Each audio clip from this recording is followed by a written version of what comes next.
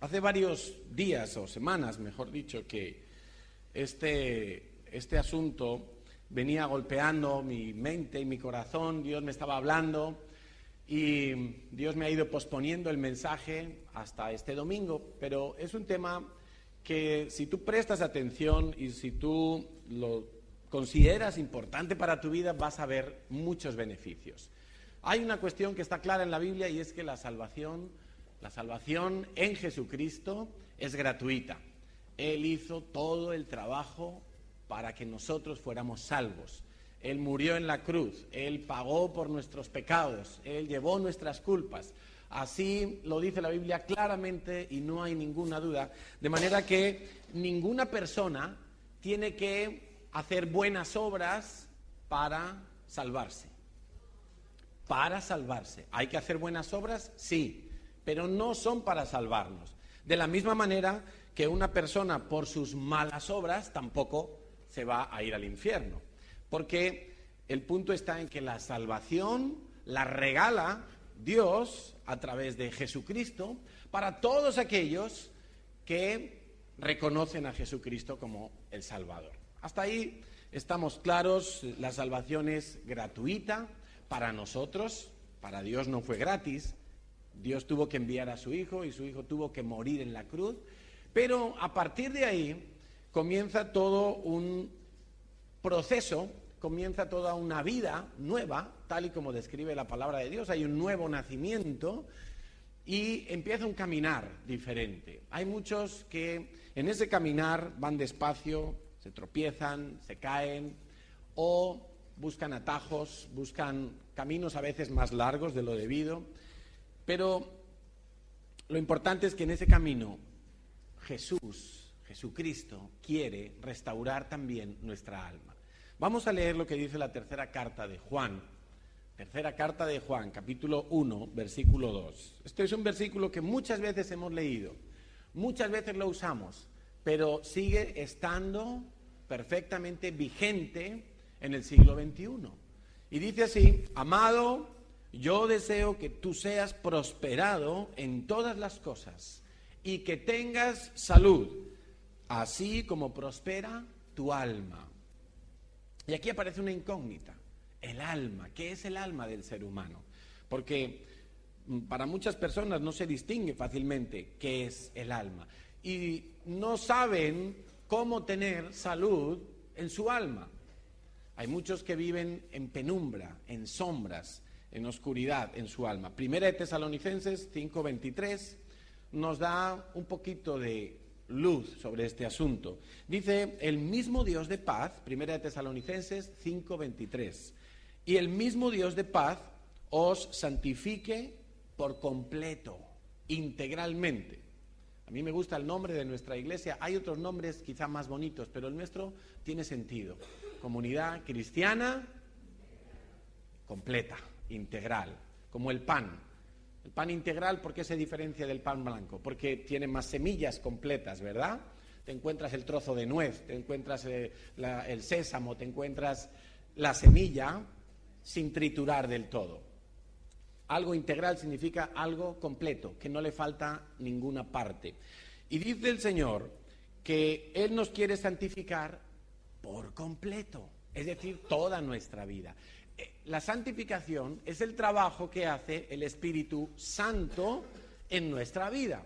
Y Dios quiere que ese trabajo afecte a todo nuestro ser, por completo. Por completo. Y aclara, y dice: todo vuestro ser, espíritu, alma y cuerpo, sea guardado irreprensible para la venida de nuestro Señor Jesucristo.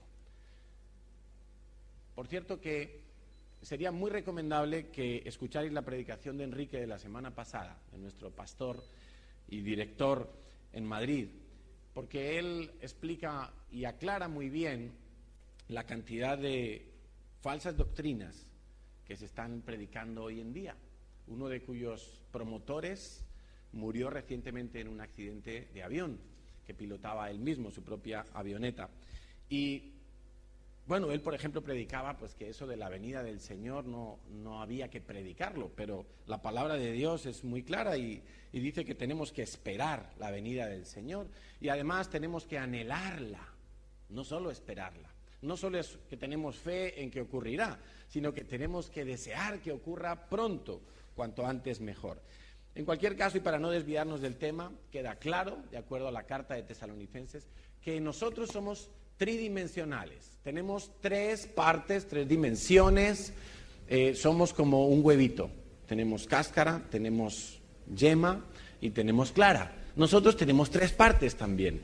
Somos un ser que tiene tres partes y aclara que es cuerpo, alma y espíritu. El cuerpo todos sabemos lo que es, me imagino, ¿no?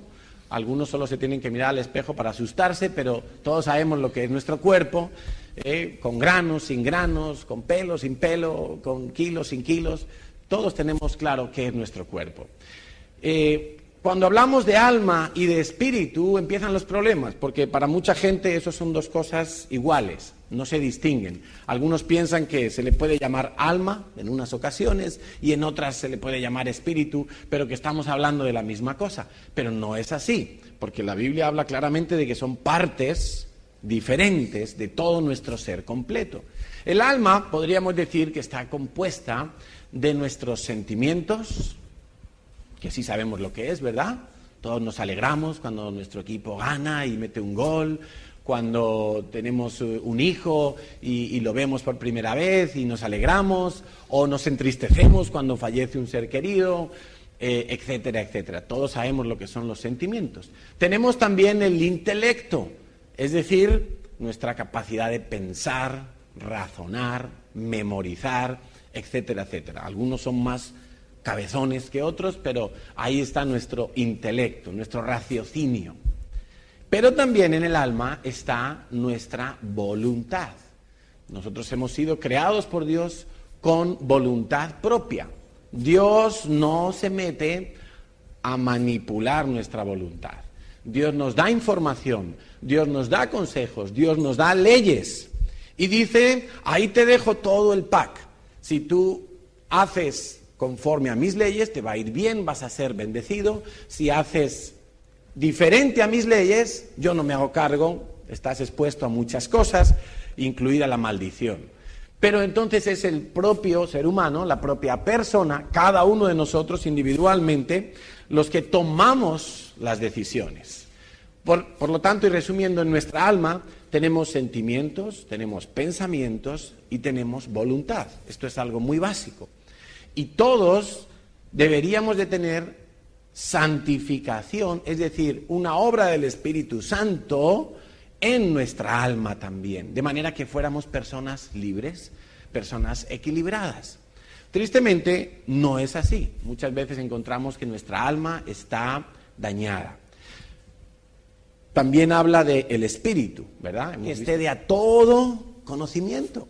No puedes tratar de entender por qué Jesucristo, siendo inocente, siendo sin pecado, siendo santo, se hizo culpable por mí, que era un sinvergüenza, por mí, que era un pecador. No lo podemos entender con nuestra mente, porque en este mundo nadie hace tal cosa. Si acaso, dice la Biblia, alguno podría dar su vida por su hijo, por su hermano, por su papá, por su mamá, pero no por un ladrón, por un violador, por un asesino, ¿verdad? Pero Cristo sí lo hizo, Dios lo hizo. No podemos entenderlo. El amor de Dios, el carácter de Dios, la santidad de Dios, la grandeza de Dios, la creación de Dios, no la podemos entender con el intelecto. Hasta el día de hoy, los científicos tratan de entender cómo fue hecho el universo. Y hay teorías y contrateorías, y que si fue una explosión, y que si fue un microbio, y que si fue un moco volando, y hay 1000 teorías, y no se aclaran. Sería tan sencillo simplemente aceptar que Dios lo hizo todo de la nada, y a la orden de su boca fueron hechos el cielo, el firmamento, las estrellas y todo lo que hay en el firmamento. Pero no, hoy en día nos alegramos, nos gastamos una millonada en hacer que un pequeño satélite pegue un revolcón en no sé qué cometa para sacar 3 fotos y ya nos pensamos que estamos descubriendo el origen de la vida. Y estamos todavía a años luz, nunca mejor dicho. Decía que el espíritu es la parte de nuestro ser con la que tenemos comunión, tenemos intimidad, con la cual podemos relacionarnos con Dios de la manera que Dios quiere que nos relacionemos. Si no usamos el espíritu para relacionarnos con Dios, resulta que estaremos usando solamente una parte de todo lo que Dios nos ofrece. Tenemos que conocer a Dios por medio de nuestro espíritu. La intuición, la comunión, la conciencia de pecado, todo eso reside en el espíritu. El alma y el espíritu no lo podemos ver. A mí me pueden cortar un brazo, pero sigo teniendo mi alma completa. Puedo caer enfermo y quedar en una silla de ruedas, pero mi alma está completa, mi espíritu está completo. Por eso, un cristiano nunca debería pensar en asuntos como el suicidio o la eutanasia, porque por muy mal que estemos a nivel físico, nuestra alma tiene posibilidad de ser restaurada, porque no se puede tocar. Nuestro espíritu puede tener ese río de vida del que comentaba Natalia durante el tiempo de la alabanza, puede fluir desde nuestro interior. Y aún, quién sabe, Dios puede sanar a un paralítico, porque Jesús hizo muchos milagros. En definitiva, hoy queremos hablar de nuestra alma. Queremos hablar de nuestra alma porque en la vida uno continuamente está relacionándose con los demás. Uno, desde que nace hasta que muere, está relacionándose con personas. De bebé, pues tú te relacionas con tus padres, o eso debería de ser lo normal, de niño, de adolescente, de adulto. Todos son relaciones en el trabajo, en la universidad, en la familia, en la iglesia, en todas partes son relaciones. Si tu alma no está bien, tu movimiento, tu vida horizontal con los demás va a tener serias dificultades. Vas a experimentar momentos de crisis y vas a sufrir. Yo preguntaría en esta mañana, ¿estás preparado para convivir, por ejemplo? ¿Estás preparado para estar en un equipo de trabajo, para ser productor, para producir junto con otros, para ser parte de la iglesia, para tener hijos? ¿Estás preparado o preparada para estar casado, para ayudar a otros, para tener discípulos, para ser jefe, para ser empleado? ¿Estás en condiciones de dirigir proyectos? ¿Estás en condiciones de aprender a recibir, de aprender a dar? ¿Soportarías injusticias? ¿Serías tú justo en todas las circunstancias? Todo ese tipo de preguntas nos pueden orientar un poco acerca de cómo estamos realmente.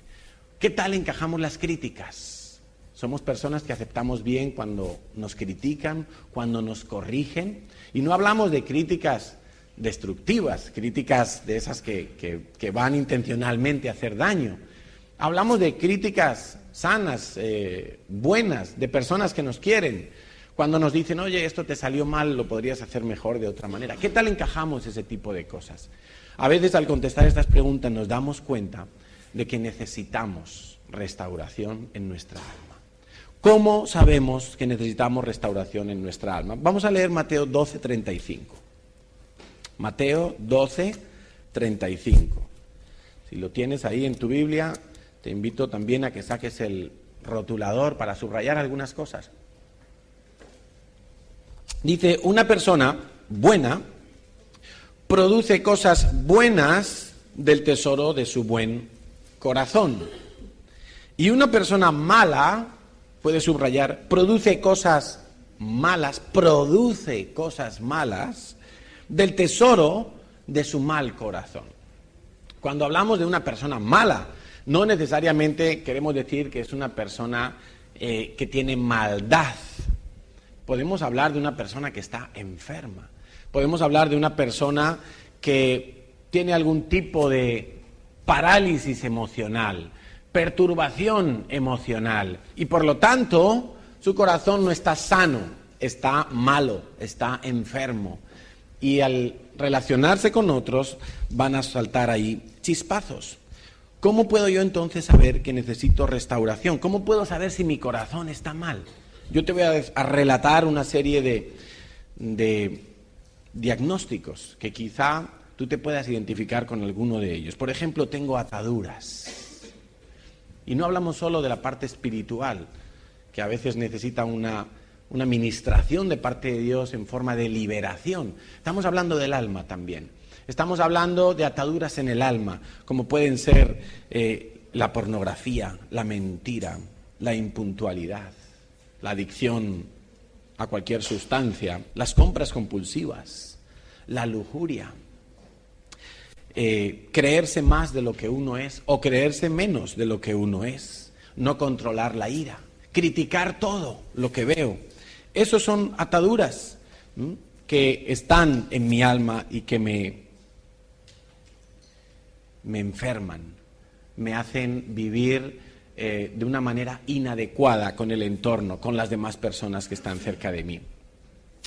Me cuesta obedecer, padezco fobias o miedos, como temor al futuro, temor al ridículo, temor a la oscuridad, temor a la altura, temor al rechazo, temor a la muerte, temor a la enfermedad, temor al dolor. Hay muchos tipos de miedos, hay muchos tipos de fobias. Inconstancia, por ejemplo. Si tú eres inconstante, tú tienes un problema en tu alma. Es un problema en tu carácter, que lo tendrás que trabajar. Resentimiento, rechazo, soledad, fantasías. ¿Habéis visto o habéis conocido personas que viven en una fantasía todo el tiempo? Personas que tienen ideas fantasiosas todo el tiempo, no viven en la realidad. Delirios como persecuciones, obsesiones. Otro tipo de problemas es, por ejemplo, el homosexualismo, que puede ser latente o puede ser manifiesto. Hay personas que son homosexuales pero nunca han practicado la homosexualidad, pero en su alma hay una puerta abierta al homosexualismo y en determinadas circunstancias ese caldo de cultivo va a florecer. Hay ciclos depresivos en algunas personas, hay personas que manipulan, que controlan a los demás, hay personas que tienen pensamientos perturbadores como son culpa, suicidio, no valgo para nada, deseos de violencia, sentirse miserable. Hay un sinfín de síntomas que pueden estar afectando nuestra vida, ansiedad, insomnio, nervios, estrés, son problemas de los tiempos modernos, ¿verdad? Pero todas estas cosas y muchas más que podríamos citar no son sino síntomas, evidencias de que en nuestra alma, podríamos decir en nuestro corazón, en nuestro interior, algo no anda bien. Y como es en nuestro interior, nos cuesta trabajo verlo y nos cuesta trabajo reconocerlo. Ahora bien, este tipo de cosas, este tipo de daños que hay en nuestra alma, ¿cómo pueden haberse producido? Bueno, la Biblia es muy clara y nosotros creemos lo que dice la Biblia, que desde el mismo momento que hay un embrión, que hay una concepción en el vientre, ahí hay una vida. Por eso nosotros somos totalmente del pensamiento de Dios antiabortistas. Y oramos para que el presidente del gobierno se dé por enterado de que hizo una promesa electoral de retirar una ley del aborto tan permisiva como la que tenemos en España y luego le dio miedo, no sé si a perder votos o presiones de sus propios compañeros de partido, pero se echó para atrás y Rajoy ha quedado como un mentiroso, ha quedado como un hombre que no cumple su palabra. Y a mí no me gusta hablar de política, pero sí de los políticos. Y este hombre, sinceramente, debería de echarse a un lado y dar paso a otros. Porque ha mentido vilmente. Llevó en su programa electoral una condición y manifiestamente no la ha querido cumplir.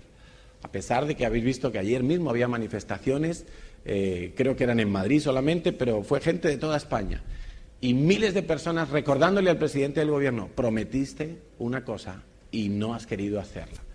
hasta el punto de que el anterior ministro de Justicia, responsable de ese área, o uno de los responsables de ese área, porque el otro es el de Sanidad, pues dimitió cuando Rajoy dijo: no vamos a cambiar la ley del aborto.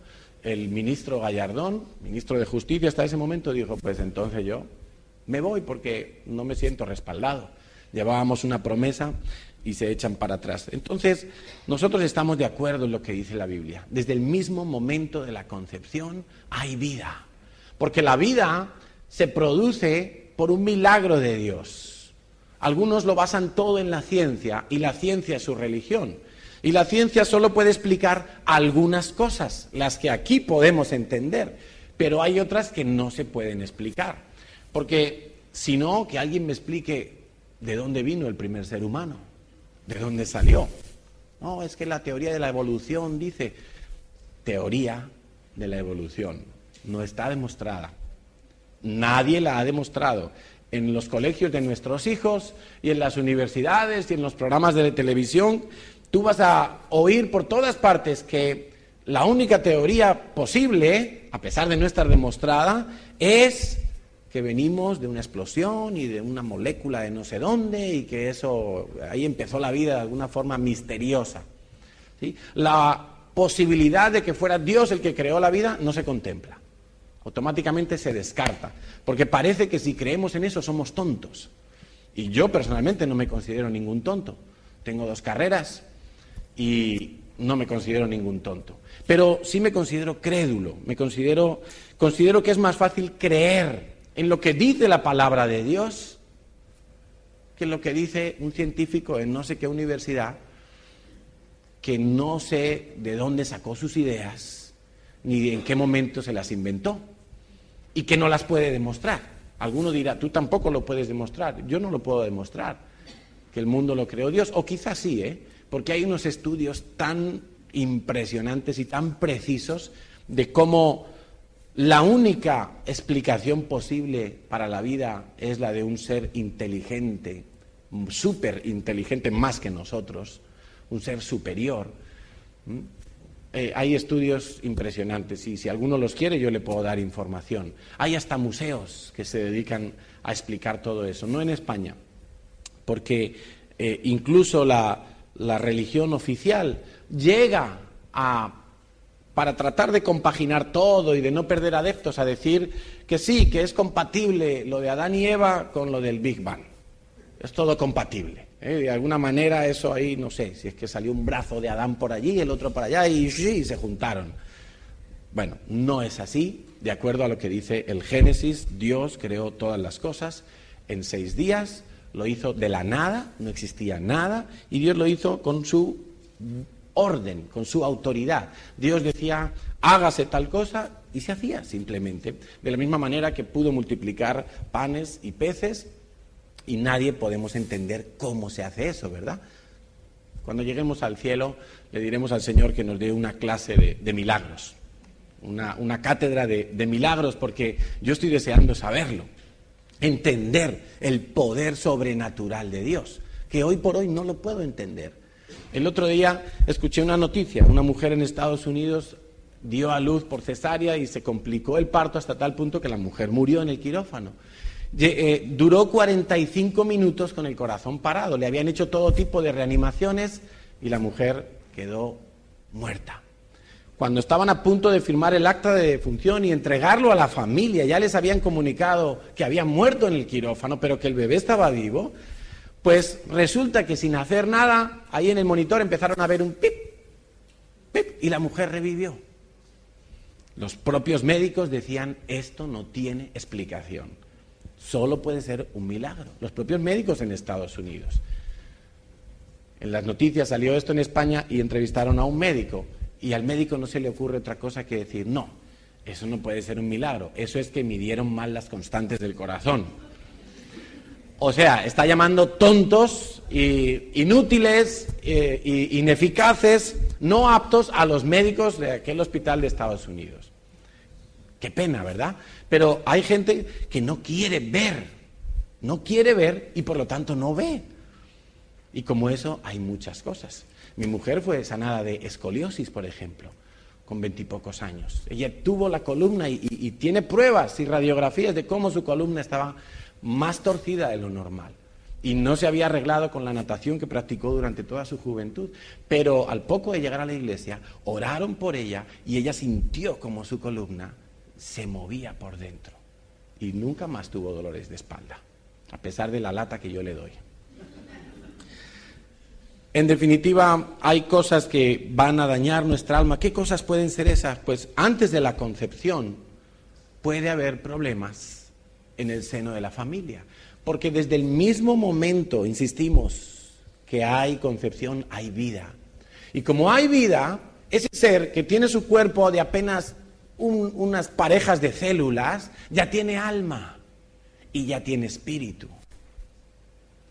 También su alma y su espíritu son bebés, por decirlo de alguna manera, pero ya tiene alma y ya tiene espíritu. Igual que si yo voy por la calle y alguien me insulta y me ofende, probablemente eso produce en mí una reacción de enojo o quizá de misericordia, pero va a producir en mí una reacción con toda seguridad, quizá de pasividad y pasar de esa persona, pero va a producir una reacción. Cualquier cosa que ocurre desde el momento de la concepción afecta a ese pequeñito ser que está allí dentro y que ya tiene alma y que ya tiene espíritu. Y esos problemas pueden ser desacuerdo entre los padres, crisis económica, crisis familiar. Quizá la concepción fue en una violación y eso es un problema porque es un pecado. Quizá la concepción fue fuera del matrimonio, por lo tanto fuera de las leyes de Dios, y eso es un problema. Ahí empiezan problemas como la culpa, como el rechazo. Durante el embarazo igual puede haber habido infinidad de circunstancias, malos tratos, uno de los progenitores se va del hogar, problemas físicos como enfermedades, depresiones de la madre. El estado emocional de la madre es tan importante durante el embarazo, tan importante, porque el ser que lleva dentro no solamente recibe los fluidos y los alimentos y las vitaminas y las defensas a través del cordón umbilical, es que todo el estado emocional de la madre está afectando a su bebé que lleva dentro. Quizá no puede llorar ese bebé, quizá no puede gritar, quizá no puede pedir explicaciones, pero su alma está siendo influenciada por el estado de ánimo de la madre. En la infancia, en la adolescencia, también, sobre todo la infancia, es una etapa muy crítica porque, de acuerdo a los expertos, los primeros años de vida de cualquier persona somos como cemento fresco, somos como muy influenciables, muy marcables, si se puede usar esa palabra. Todo lo que ocurre a nuestro alrededor, especialmente en el seno del hogar, está haciendo mella en nuestras vidas para bien o para mal. De manera que si en esa etapa infantil hay abusos de algún tipo, abuso verbal, abuso sexual, abuso emocional, si hay algún tipo de desatención de los padres, si hay violencia en la casa, si hay, por ejemplo, circunstancias como tener que emigrar a otro país, si hay autoritarismo, si hay sobreprotección, todo eso y muchas otras cosas están definitivamente afectando el alma de la persona. Y esa persona crece de una manera o de otra manera. Su alma se prepara de una o de otra forma para enfrentar los retos de la vida. Yo siempre digo que el mundo es un lugar hostil. El mundo, la calle, la vida es hostil. En la vida uno se encuentra injusticias, abusos, desprecios, traiciones. También hay cosas buenas, por supuesto que sí. Pero no sé si es por la manía que tenemos de destacar lo malo. Esto es como las noticias, ¿verdad? Uno pone las noticias y de 10 noticias 9 son malas y una regular. Cuando le toca la lotería a alguien por ahí, pero nada, eso es un día al año que lo ponen. Y lo cierto es que el mundo es un lugar hostil. Es un lugar donde hay ataques, es un lugar donde tú recibes continuamente golpes y retos, ¿sí? Aún las personas que pudiéramos tener como ejemplos de vidas tranquilas y sosegadas, gente millonaria que parece que está allí todo el día tomando caipiriña en su piscina climatizada, también también tienen sus problemas, también tienen sus crisis, también tienen su hostilidad que enfrentar. Ahora, ante este panorama, ¿qué es lo que ofrece Jesús? Además de salvación, Jesús quiere restaurar tu alma. Quiero que leas conmigo Lucas 4, 18, 19, para que entiendas lo que Jesucristo está brindándote hoy. Cuando tú participas de Dios solamente en forma de religión, tú te pierdes esta parte que vamos a leer ahora. Cuando tú entiendes a Dios simplemente como un conjunto de normas, un conjunto de prohibiciones, cuando tú entiendes a Dios como alguien que coarta tu libertad o que reprime tu libertad, eso es religión, eso es religiosidad, entonces tú te pierdes esta parte. Pero Lucas 4, 18, 19, el Señor Jesucristo en persona dijo, y lo dijo en la sinagoga de Capernaum, donde hemos estado, y allí están las ruinas. Qué maravilla poder haber caminado en aquel mismo lugar. El Señor dijo, el Espíritu del Señor está sobre mí, por cuanto me ha ungido para dar buenas nuevas a los pobres, me ha enviado a sanar a los quebrantados de corazón, puedes subrayar tu Biblia sin ningún temor, a pregonar libertad a los cautivos, vista a los ciegos, a poner en libertad a los oprimidos, a predicar el año agradable del Señor. En el sermón de las bienaventuranzas, el Señor mismo dijo, bienaventurados los que lloran, porque ellos serán consolados. O sea que lo que el Señor Jesús está ofreciendo a tu vida es algo más que salvación. La salvación ya es algo espectacular, incomparable. De nada nos serviría tener sanidad en nuestra alma si no tuviéramos la salvación. Pero Dios quiere que tengas la salvación para la vida eterna y que mientras estás aquí, tu vida sea una vida restaurada. Por eso, cuando tú lees estadísticas, y hay muchas estadísticas, sobre todo en Estados Unidos, que es un país de corte más cristiana, hay muchas estadísticas que hablan de que hay menos divorcios entre los cristianos, que hay menos suicidios, que hay menos fracaso escolar, que las personas creyentes en el Señor son más felices. ¿Cómo se mide la felicidad? No lo sé, pero bueno, supongo que si un día te preguntan, oye, tú del 1 al 10, ¿cuánto eres de feliz? Pues no sé, 7. Y a lo mejor el no creyente dice 5, y lo medirán de esa manera. Pero hay estadísticas. ¿Por qué? Porque en la medida en que tú te relacionas con Dios y te preocupas por sanar tu alma, esa sanidad se va a hacer efectiva en ti.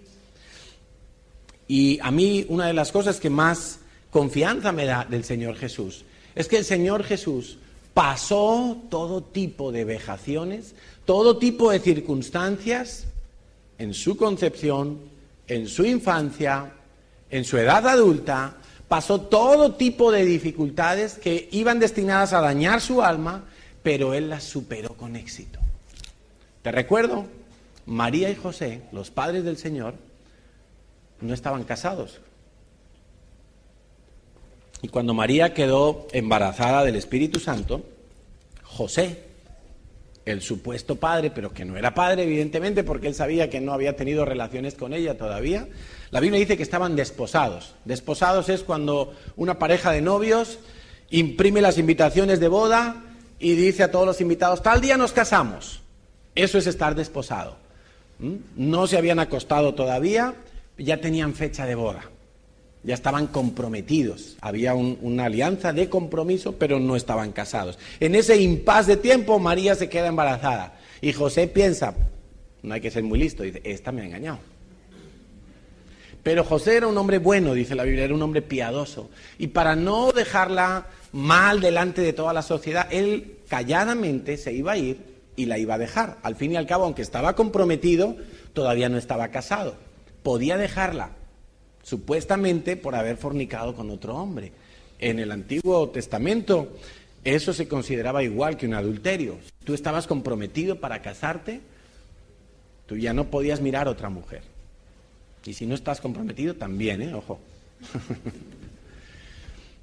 Pero la gente le empezó a llamar bastardo a Jesús. No conocemos a tu padre. ¿Quién es tu padre? Imagínate. Cuando era niño, bebé, tuvo que huir con su familia a Egipto, tuvo que emigrar a otro país. Fue perseguido para matarlo. Hay gente que ha salido de su país porque ha sufrido persecución de ese tipo, ¿verdad? Ni siquiera cuando empezó el ministerio público ya y empezó a predicar abiertamente, ni siquiera su familia, sus hermanos creían en él. Dice la Biblia que en Nazaret, de donde él era originario, a pesar de haber nacido en Belén, digamos que sus raíces estaban en Nazaret. Y allí, dice la Biblia, no pudo hacer muchos milagros porque no creían en él. Le decían, tú eres el hijo del carpintero y si eres hijo. Porque nos han dicho que, pero no coinciden las fechas. O sea, María se quedó embarazada antes de que os casarais. Bueno, él sufrió todo tipo de torturas. Él sufrió abuso sexual, ¿sabías? Algunos dicen, sí, si no tuvo relaciones, pero él fue crucificado desnudo delante de la gente. Y eso es un abuso sexual. Eso es una humillación terrible, una exposición de ese tipo. Creo que a ninguno de nosotros nos ha pasado algo así. Pero si nos hubiera pasado algo en ese área, que sepas que el Señor Jesús pasó por eso también. Él fue acusado con mentiras, él fue torturado, él fue condenado a muerte, él murió. Él pasó todo tipo de circunstancias dolorosas, injustas, terribles que hubieran marcado la vida de cualquier persona. Pero ¿sabes por qué pasó por todo eso? Para que tú te puedas identificar con él. Dice la Biblia que el Señor Jesucristo es nuestro sumo sacerdote. Él es como un hermano mayor espiritual que ha pasado por todo lo que nosotros podemos sufrir en la vida, para que si en algo tenemos que decirle, Señor, tú me puedes ayudar en esto, que tú sepas que Él te puede ayudar porque pasó por lo mismo. El Señor pudo haber sido, si no hubiera sido por la sanidad que tenía, una persona que acabara suicidándose, como Judas. O sea, el diablo le tentó, los discípulos le abandonaron, todo el pueblo que en un momento le aclamó, luego gritaban para que lo condenaran. O sea, se hizo injusticia con él, pero se hizo justicia en el cielo por nuestros pecados. Y Él puede entender cualquier dolor o cualquier herida o cualquier faltante que tú tengas. Tú sabes lo que es crecer y que todos los niños le dijeran, tú eres un bastardo. Ese que está con tu madre no es tu padre. Tú sabes que los niños son muy crueles, ¿verdad? Y que es en el colegio donde aparecen todos los motes. El gafotas, el enano, el no sé qué. Porque los niños son ahí... Me imagino que al Señor lo frieron y lo trataron de humillar muchas veces. Él podía perfectamente haber sido un candidato al fracaso, no haber cumplido con su misión. Su misión era morir en la cruz. Y Él tuvo que soportar todo tipo de violencia y todo tipo de abuso en contra de su vida, para que tú sepas y yo sepa que podemos tener sanidad en Él, en nuestra alma. Ahora bien, ¿qué entonces es lo que se requiere para tener esa sanidad? ¿Qué se requiere para tener esa sanidad? Mateo 9:17. Mateo 9:17.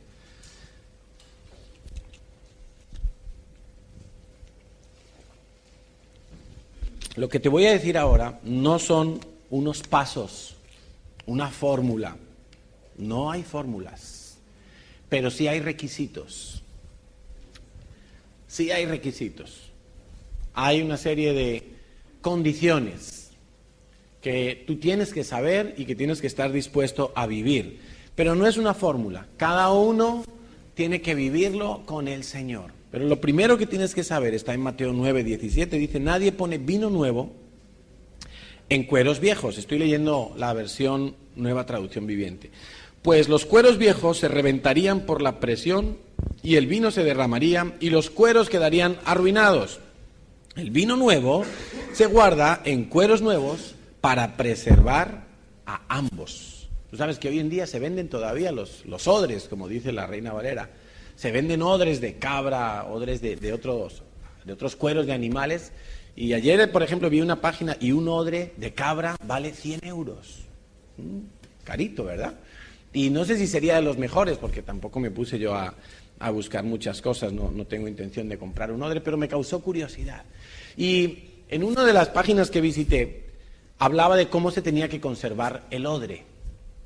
Cuando pasa mucho tiempo, después de haber estrenado el odre puede experimentar cierta aspereza. El odre se puede secar de alguna manera. Y entonces ahí recomiendan usar grasas, impregnar, hay toda una técnica que no voy a relatar aquí porque ni yo mismo la entendí bien, pero lo interesante era eso, que era grasa la que se tenía que untar en el cuero para que el cuero recupere propiedades. Y esto encaja muy bien. Recuerdo que el pastor Holland nos compartía en el congreso de octubre, allá en el Redil, cómo el vino nuevo. La idea de este pasaje es que tú entiendas que Dios no viene a poner un parchecito. En este mismo pasaje se cuenta que nadie pone un paño nuevo, un remiendo de paño nuevo en un vestido viejo, porque el paño nuevo tira de lo viejo y se va a romper peor todavía. Dios no pone parches, Dios no pone tiritas, Dios no da puntos de sutura, Dios hace obras nuevas. Y tienes que entender que si Dios hace obras nuevas, tienes que estar dispuesto a soltar lo viejo, a desechar lo viejo, a tirar las muletas. A veces usamos muletas en nuestro corazón, muletas emocionales. Y resulta que cuando Dios nos quiere sanar, pero queremos seguir usando la muleta porque es la que hemos usado toda la vida. Yo tenía una muleta, por ejemplo, en mi juventud. Yo tenía un alto grado de rechazo. Para mi familia yo era muy tímido. Tan tímido que jamás en la vida le había hablado a una chica de decirle algo así a la cara, oye, qué bonita eres, o quieres salir conmigo, o alguna cosa así. Nunca.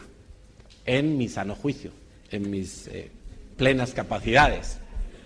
Porque era muy tímido. Pero la cuestión no era timidez. La timidez es una característica de la personalidad y está bien, está ahí. Era tan alto el grado que se convertía en rechazo literalmente. Yo tenía miedo a hablar en público, por ejemplo. Es un milagro auténtico que yo esté predicando a una multitud de gente aquí. Es un milagro. Cuando yo era jovencito, con 14, 15 años en el colegio, algunos exámenes eran exámenes orales.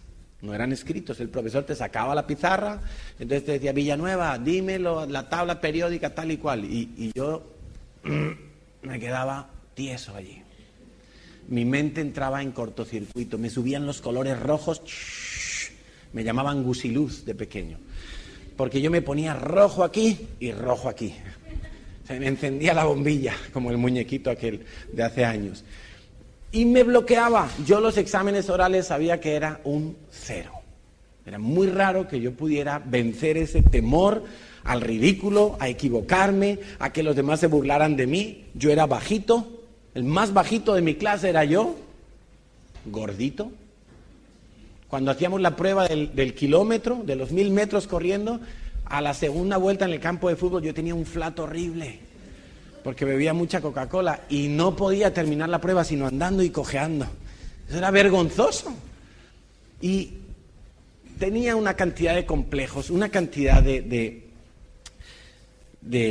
problemas en mi alma, que era terrible. Yo sufría mucho. ¿Y sabes cómo trataba de sobreponerme a esos complejos y a ese sufrimiento?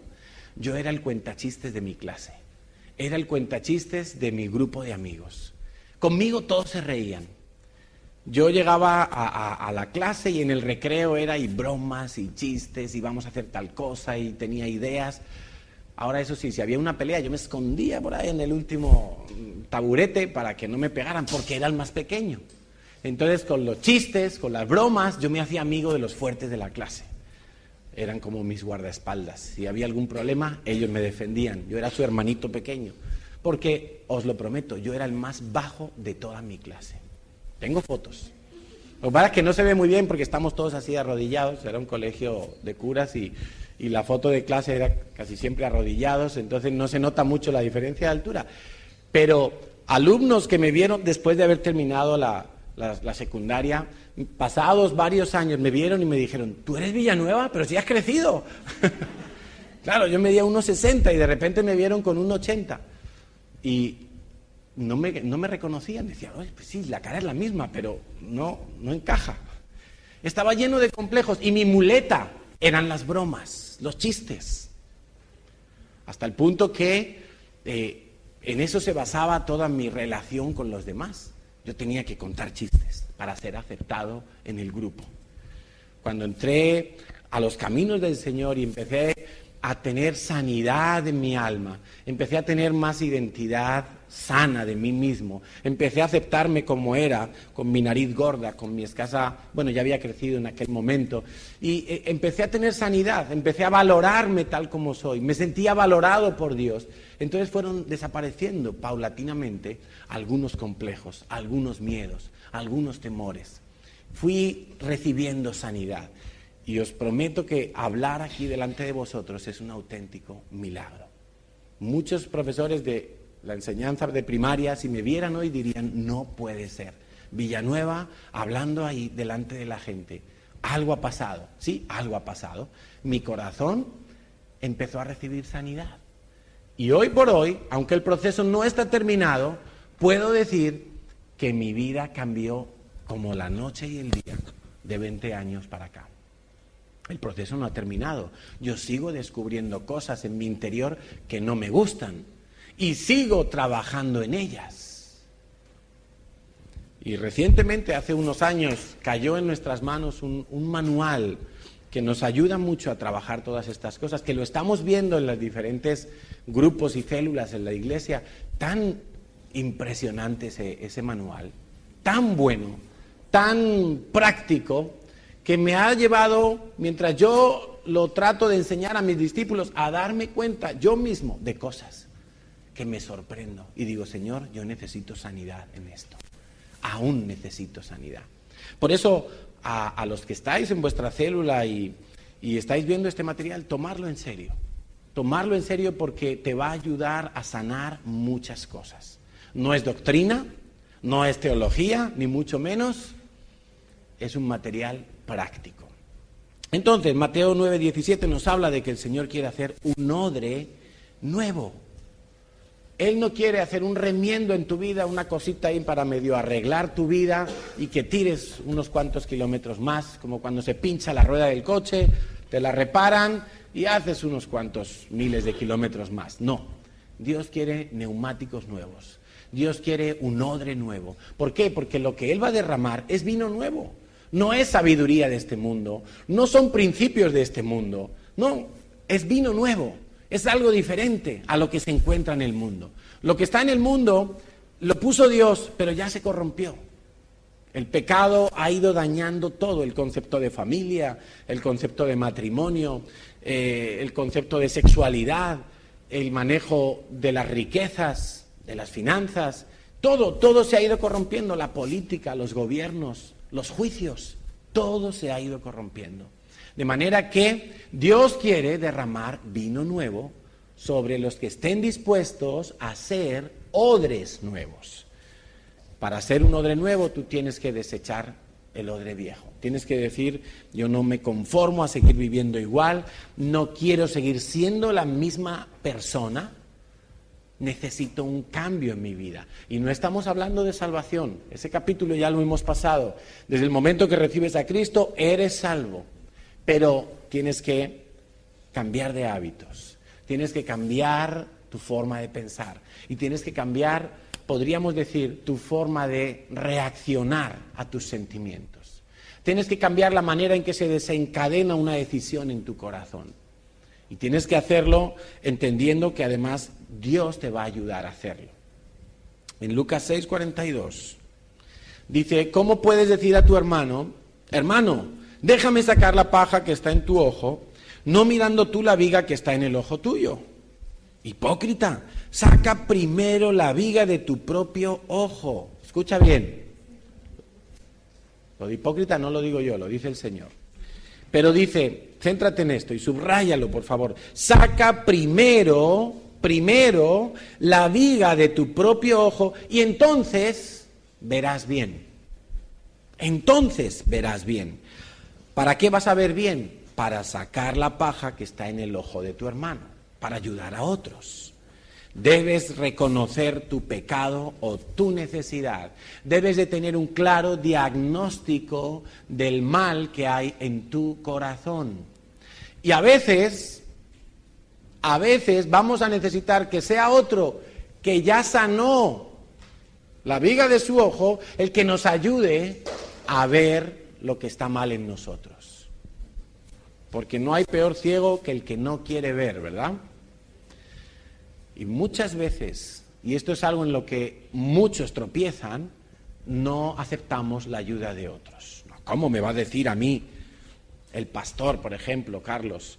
¿Cómo me va a decir a mí el pastor que yo estoy mal en tal cosa? Pero si él es un hombre que se puede equivocar. Claro que me puedo equivocar. Es que no estamos hablando de que yo sea perfecto o tu líder de célula sea perfecto. No estamos hablando de eso. Estamos hablando de que hemos vivido ya un proceso de sanidad y estamos entonces en condición de ayudar a otros.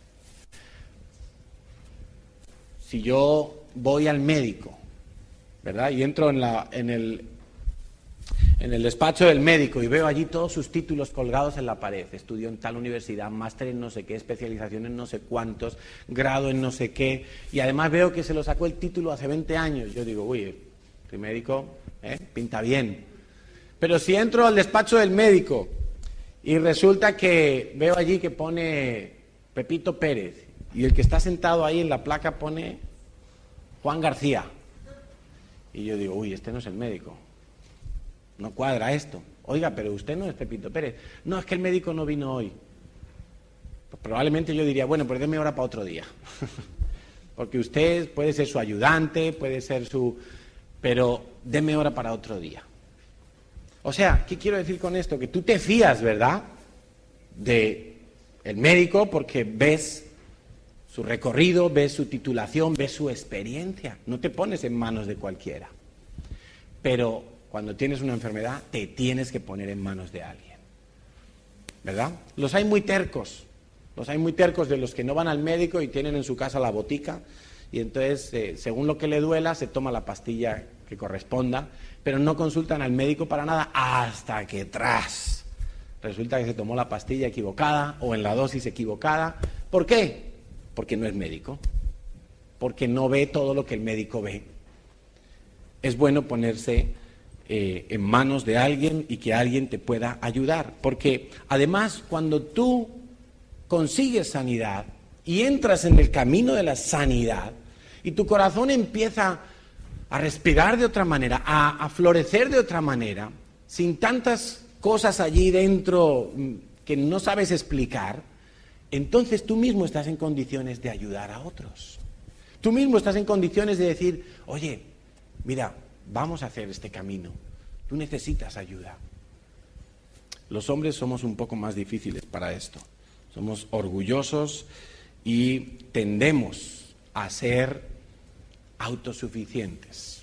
El macho alfa, ¿no? Que llega ahí a la manada y todos se tienen que arrodillar. Pero no es una buena actitud, hombres. No es una buena actitud, varones.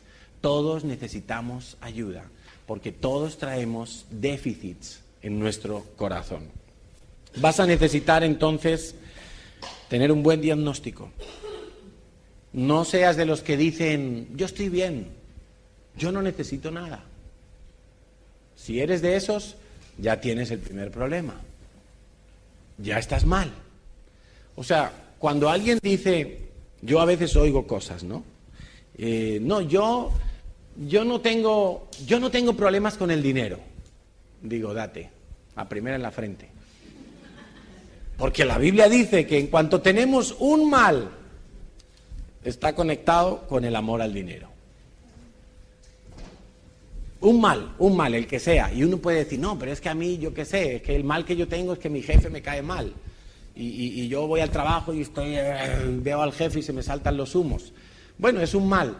Pero la Biblia dice que la raíz de todos los males es el amor al dinero. Entonces, si alguien dice así tan contundentemente, yo no tengo problemas con el dinero, yo digo, madre mía, tiene problemas con el dinero y además está ciego. Tiene 2 problemas, como mínimo. Dice que no tiene, pero en verdad como mínimo tiene 2 si me atengo a lo que dice la Biblia. Es que yo no necesito a Dios. Ya tiene otros 2 problemas. El Señor Jesucristo dijo que separados de Él, nada podemos hacer.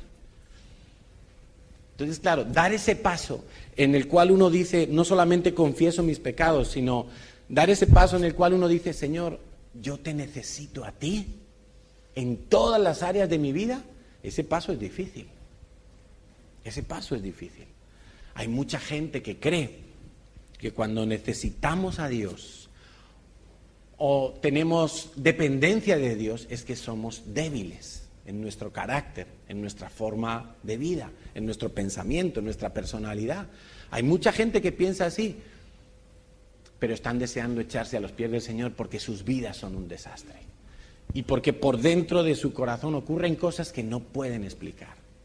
Hay tanta gente sufriendo en silencio, tanta gente. Y nosotros como pastores tenemos una posición privilegiada, porque mucha gente acude a nosotros cuando tiene problemas y sabe que en la iglesia ayudamos en los diferentes problemas que se presentan en la vida. Y tenemos una posición privilegiada, ¿por qué? Porque vidas que a la luz de todo el mundo son como perfectas, son como estables, matrimonios que parecen un reloj suizo, así de bien coordinados y sincronizados, y resulta que en absoluto, en cuanto te corren la cortina un poquito, te das cuenta de que aquello es una jaula de grillos. Y hay tanto problema allí dentro.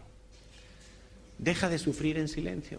O sea, el Señor te está ofreciendo restaurar tu alma. Sea cual sea el dolor, sea cual sea la situación, Dios puede sanarlo. Dios puede hacerlo. No oigo ningún amén, pero yo sí lo creo. Vas a necesitar tiempo. Tiempo, porque la sanidad del alma no es así, como la sanidad de un paralítico.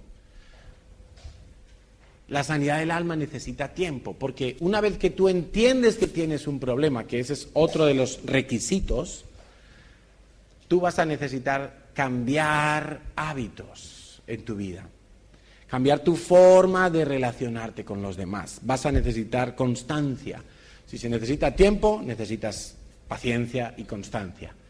Es indudable. Perseverancia. ¿Por qué? Porque durante el camino tú vas a tener deseos, sentimientos encontrados y vas a necesitar sobreponerte a ellos. Vas a necesitar obediencia a la palabra de Dios. La palabra de Dios, como ella misma declara en Romanos 7:12, es santa, es justa y es buena. La palabra de Dios no está puesta por Dios para fastidiar a las personas. La palabra de Dios es el mejor manual que tú te puedes echar a la cara para tratar de entenderte a ti mismo. Esas cosas tan modernas que hay hoy en día de busca en tu interior, escucha la voz de tu corazón, pero todo eso sin tener en cuenta a Dios, claro, sin tener en cuenta la presencia y la llenura del Espíritu Santo. Todo eso confunde más aún a las personas. La ley de Dios es buena, es santa, es justa, y vas a necesitar obedecer a la palabra de Dios. Y una de las cosas que más nos cuesta obedecer es otro de los requisitos que están aquí. Y mientras los músicos ya van subiendo, una de las cosas que tú vas a tener que obedecer es perdonar. ¿Cuántas veces aparece esto, verdad? Es un verbo, perdonar, pero no podemos dejarlo como un verbo. Esto es una cuestión de vida o de muerte. ¿Por qué? Porque la persona que no perdona, lo que está haciendo es llevar a cuestas un cadáver todo el tiempo. El cadáver de la persona a la que no ha perdonado. La persona que no perdona sufre por dentro las consecuencias de esa ofensa, daño, herida no sanada. La persona que no perdona está pecando, porque el Señor dijo que tenemos que perdonar Y tenemos que perdonar siempre, y tenemos que perdonar las veces que haga falta, y tenemos que perdonar cualquier tipo de falta. Por lo tanto, un buen consejo que yo te doy es hacer una lista. Hacer una lista privada, una lista personal, una lista, diríamos, secreta, pero que sería muy bueno que la hagas, de todas las personas a las que tienes que perdonar. Quizá tienes que empezar por tus papás, que a lo mejor no lo hicieron bien, y a lo mejor lo hicieron muy mal, y dañaron mucho tu vida. Quizá tienes que continuar por los hijos, por el esposo, por la esposa, por la abuelita, por el primo, por el otro, por el maestro del colegio, por los amigos, por la novia que te traicionó, por quién sabe. Haz una lista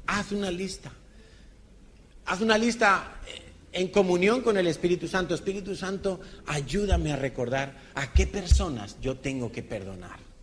¿Qué personas me han hecho daño en la vida? ¿Qué personas me han ofendido?